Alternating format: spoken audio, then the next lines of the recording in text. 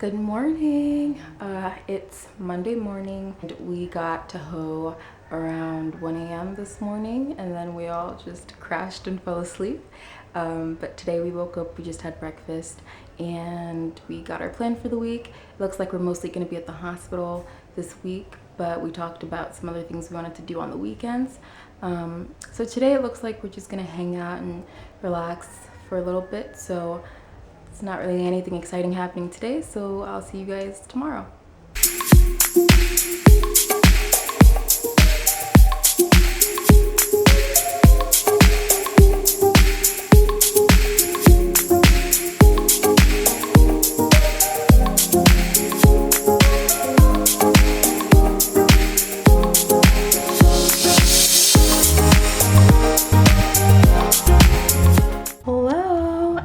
It is Tuesday. I forgot to vlog yesterday, but we went to the hospital yesterday and today, and everything's been good so far. Everyone's been so nice and just so receptive. The attending that we're with has been really engaging with us and been asking us a lot of questions, which is nice because sometimes, you know, when you're shadowing people, they don't really pay too much attention to you because they're so busy. But Dr. Bryant has been the best, and we're in the children's ward this week, all of this week, I believe. And sometimes we go to the NICU if the children's ward is too slow or something. So yeah, we've seen some interesting cases. When we went in yesterday, there was a girl who had just come in and her whole body was swollen, like her face, arms, from head to toe, everything was swollen. And Dr. Bright was explaining that that's probably a sign that there's something wrong with her kidney. And so I don't really know how they're going to treat her, but today when we went in, there wasn't really any progress, but I'm hoping that by the end of the week the swelling goes down. And we saw a bunch of cases of malaria, severe malaria, cerebral malaria. There was a possible Hirschsprung, I think that's how you pronounce it, disease patient in the NICU. And what else did we see? Just so many cases, I can't even remember them all, but I wrote them all down somewhere. But everything's been good so far. I have so much respect for the doctors and nurses here because it is so hot. As you can see, it is just so hot in the hospital, and there's no AC, it's just fans, and if you're not underneath the fan, you know, you're not really getting the air. But they're working so hard, and you can see them like sweating like profusely. They're just using their handkerchief to wipe off their face, and I mean, just so much respect for the conditions that they're in. But so far so good. Another thing that was also really interesting was everything's done here using like a paper system, almost everything I should say. And so every patient has like a patient book and everything goes in there. I mean, the nurses and doctors are manually plotting the patient's heartbeat and weight. So like they come in shifts, and they have like this graph and they chart it according to when they've taken it, and over like maybe a course of 2 days, like the whole page will be filled up. I was like, this is just not how things are done in the States. And what sucks too is like we were reading through some of the patient files, and some of the handwriting, like I could not make it out. And so I can only imagine when you're, you know,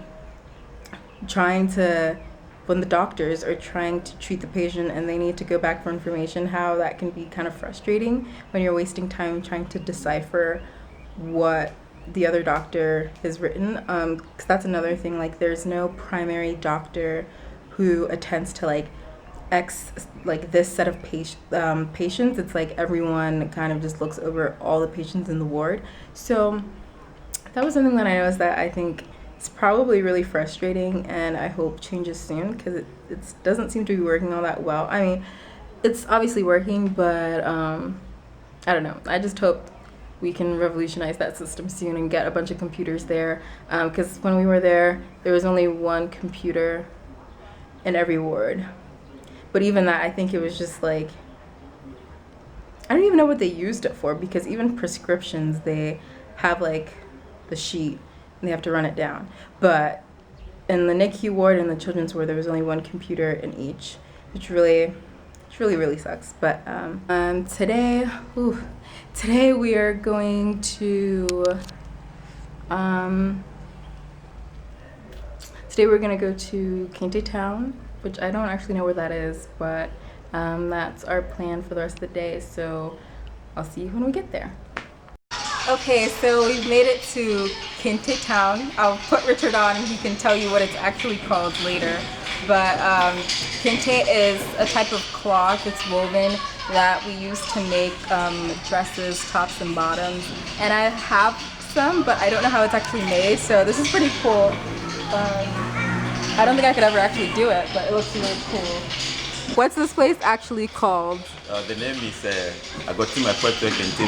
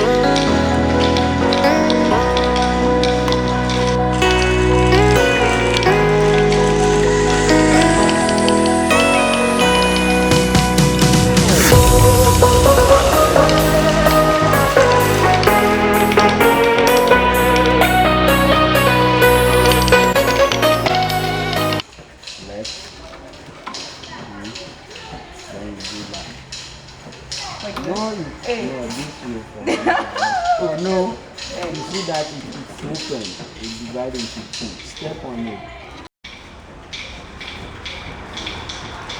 And then This is hard.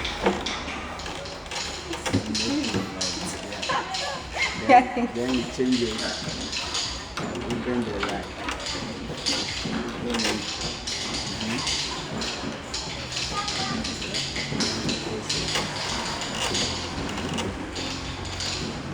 Change it.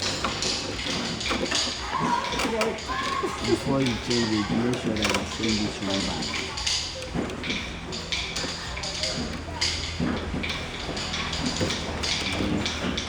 Then you change. look what we just got. Okay, I know my name is wrong, but I'll take it. I know who it is. I love it.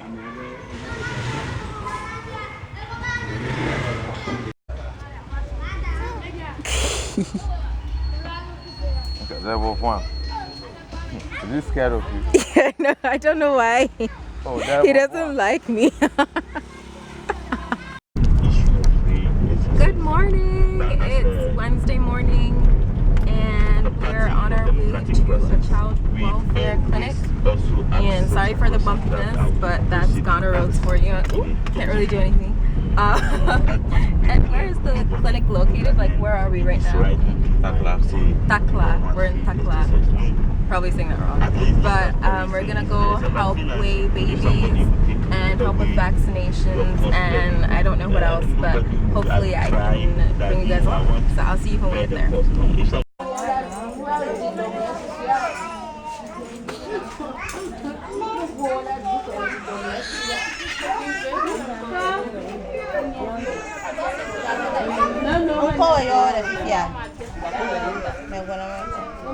Father Samuel Kusalo.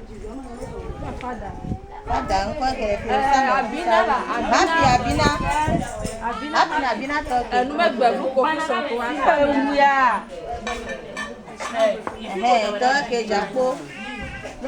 Belinda.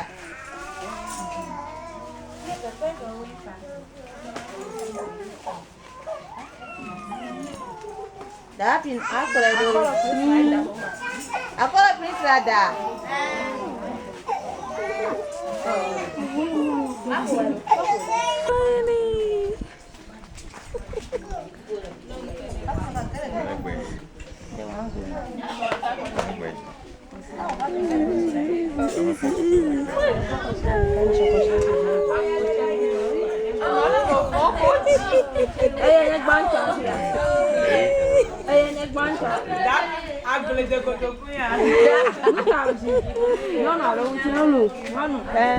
Potara kokrodi.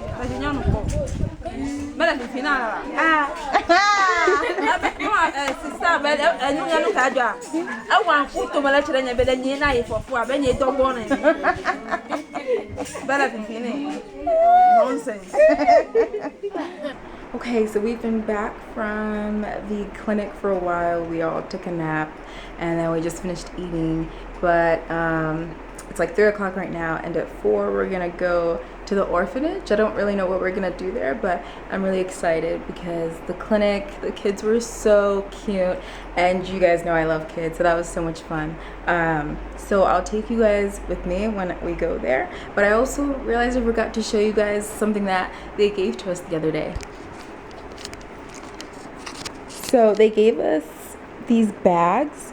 They're different designs. This one is different from the one the other volunteer has, but this one has dancing people on it, and you know I break out into random song and dance at any given moment, and so this is perfect for me and I really love it.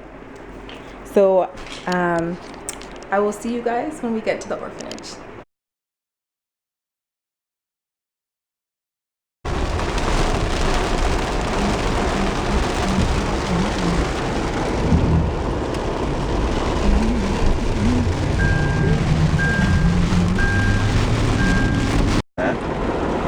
What do you think? We should go and come back. So we were on our way to the orphanage, but as you can see, it's downpouring at the moment, and we can only play with and teach the kids outside. So with the rain this hard, we can't.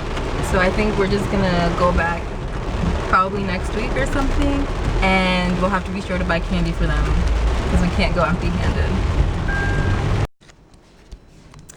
Hello, it is now Friday. Yeah, so today's Friday, and yesterday we went to the hospital, and we were at the children's ward once again, but it was really slow, and so after a while we decided to go to the NICU to see if there was something more exciting for us to see. And when we got there, the doctor that has really been with us most of the time when we're at the hospital told us to get a patient history. Of course, they've already done it, but he just wanted to give us something to do. And so he told us to get a patient history from one of the moms of one of the babies that were there. So we find the mom, and this woman does not speak a word of English. And the other volunteer with me also does not speak any of the local languages. So the little tree that I knew, I had to find a way to work it in with some English, and then I was finally able to get some answers. It was a struggle, but it was quite an experience, because sometimes that's what happens. Sometimes you're not gonna know the language and you have to find a way around it so that you can get, the information you need for your patient. So when we were taking the history, we found out that the mom is 16 years old. Her boyfriend or partner was 19, but had passed away 7 months into her pregnancy. And this girl, here when you get pregnant young, it's really disgraceful or looked down upon. And so a lot of the times young girls won't go to a prenatal clinic to get their prenatal care or get their checkups and their medicine. So this girl probably did not get any of the medications that she needed during her pregnancy, and then she delivered at home, and there are so many complications with delivering at home. We don't know the conditions. What did you use to cut the umbilical cord? Because if you used, a really rusty piece of metal like scissors or knife, that's a #1 source of infection for the baby. And the mother's medical records, it wasn't really complete, and there were just so many questions that needed to be answered. But unfortunately, the situation, there really wasn't much to go on, and so when we saw the baby, they made us observe the baby and do a little examination, and the baby, you could tell, like, was very stiff. Its back was like someone who has spasms, like really arched back, and babies usually they want to curl into a fetal position, so their back should be curved, but his back was like this and very rigid, so tiny. And they were saying that it was probably tetanus, and the baby's head also was like really big at the back. And I don't think they told us what was happening as far as what was happening with the head, but they said they suspected that the baby had tetanus, excuse me, and the mother too is very poor, the family's poor, and so they don't have money to pay for the tetanus shot, which sucks. Like, that really hurt, because like this child now has to suffer for something that's out of their control, and it just really sucks, because here, if you don't have the money to pay for the treatment, like, they won't give it to you. I know the other day I had to take someone to get an x-ray done, and the guy at the counter was asking me, like, does the grandmother have the 40 cedis required to pay for the x-ray, because if she doesn't, we can't do it. And it's like, for her grandson, and it was just so bad. But I mean, I know it's not the doctor's fault, like, it's just how things are here, but it just really sucks, because people can't get the treatments that they need, and it's just so horrible. Yeah, so when we came back, oh yeah, we also saw a baby. You guys, this baby was 0.8 kilograms, which I don't know the conversion for pounds, but I'll put it on the screen somewhere. And the head, it was smaller than a tennis ball. And this baby was just so small. And I'm praying and hoping that they're able to, you know, get the baby up to weight and keep the baby healthy so that they can finally leave. But yeah, it was really a shock. I've never seen a baby that tiny before. But you know, the mom and I were conversing, and she was helping me with my oil, which is nice. So it was a good time. But that was a really interesting thing to see. But when we came back to the house, we had lunch, and then right afterwards we actually had light off. And so we were hoping the light would come on during the night, but it didn't. And I think it came back this morning. We were at the hospital when it came back, so by the time we came back, it was already on. But first light off, I'm sure one of many to come, but it wasn't too bad. It was just hot sleeping in the room, like, because we don't have a fan or anything that works because of the light off. And yeah, and then today we went to the hospital again, and there wasn't really much to do, but we went to a morbidity and mortality meeting, and that thing lasted like 2 hours, and they talked about all the children. It was for the children's ward, so all the babies and the children that they had lost in the month of May. Yeah, the meeting was good. They used it the mortality meeting was good. They used it to learn like what they can do better as far as treatments. Did they think they were negligent in any way, or was it something that they just, you know, like, you just can't save everybody, and this was one of those cases. That was really good. And today in the evening we are going to go to the Cured Lepers Village. It was really interesting because last time we went, they thought I was Ruth, and so they kept saying like, oh, welcome back, you know, it's been a long time. And I was like, I've never been here before. But it was sweet because it shows that they remember the people who, you know, go there to help them. So we're gonna go back to there in a couple of hours, and then tomorrow we're off to the monkey sanctuary and the waterfalls.